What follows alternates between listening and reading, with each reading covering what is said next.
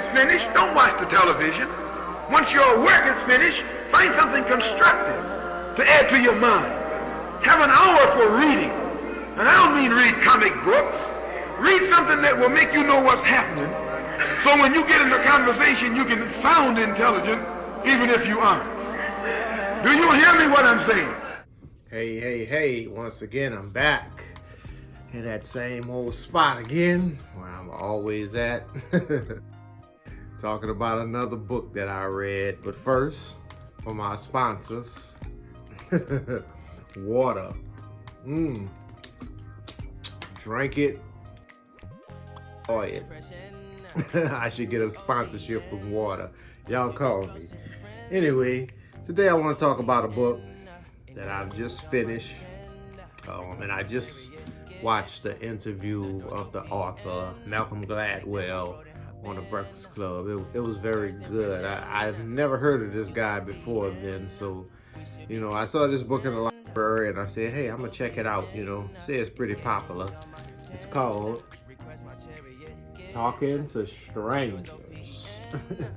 What we should know about the people we don't know. Now, when I first saw this book, I was like, okay, there must be some guy that, probably an extrovert, and he wants me to be nice, and, what the book, I think it's Carnegie or one of these guys, where how to influence people and how to get more friends, but it's not about that. It's totally not about that. It's basically about how do we read strangers? How do we know intentions of strangers? And at first, I just wanted to check it out because I thought it was just some snake oil salesman, never knew about Gladwell, didn't know anything about him. I Googled him, saw that he was an intellectual, so seems pretty, he seemed like he was pretty solid, as an intellectual, so I said I'd give it a chance, and man, this is one of the best non-fiction books I've ever read. He starts off talking about Sandra Bland and what happened with her, and kind of draw me into the book. That drew me in. And he talked about the interaction between her and the police officer. If you don't know who Sandra Bland is, you should Google her. And the thing about it was he explained why it happened. Basically, she was stopped by a police officer and it didn't go well. She ended up dead in her cell a few days later. It happened in Texas. I was actually living in Texas at that time, so I followed the story closely. And he gives other examples. He gives the example of one of the prime ministers of Britain. He went and talked to Hitler and was basically fooled by Hitler into thinking that he was a rational person. And his premise was that we don't know. We don't know what, even when we meet people, we don't know if that stranger's intentions are honorable. He gives a great example of Friends, the show, which I've never watched, but he talks about facial expressions, how we as a society, we've made certain expressions signify a certain feeling or a certain, a certain, as if we're trying to hide somewhere, if we're nervous, it seems like we're lying, or, certain movements or certain facial features, but those are not always right. A lot of times you can make a mistake. He says that the police officer, kind of mistook Sandra Bland's frustration to be violent. That happens all the time. It happens a lot.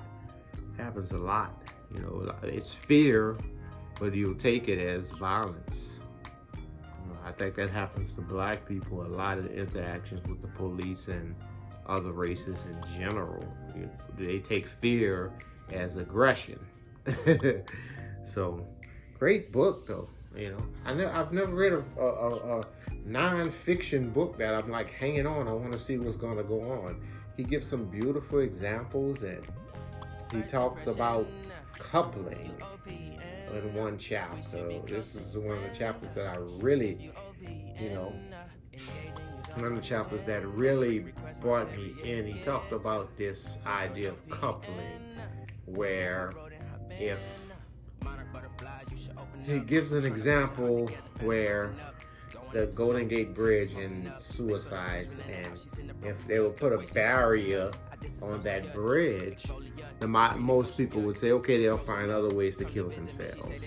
But he argues that no, it's that opportunity. If we take the opportunity, people of killing them away from killing themselves, eventually down the road, it's a good chance that they may not, but we shouldn't give them the chance.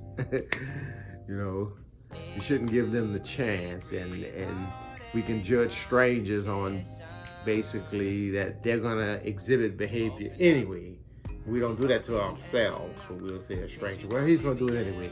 Well, he's homeless, he's gonna beg anyway. But if you take that onus away, if you take that situation away, sometimes with strangers, we don't give them the benefit of the doubt. You know, one thing, even in my own life, it was interesting how he talked about giving people the benefit of the doubt, giving strangers the benefit. Don't always look that they are going to do you evil. He said, who wants to walk around like that? But then we don't go to the other extreme and just be trusting of everyone. It's a delicate balance. I think he explains that well. So, I mean, this is one of those books that in 2019, I think it's one of the best books of the year. I think it's a book that everyone who is a reader or a student or an intellectual, whatever you call yourself, you should give it a read. Peace.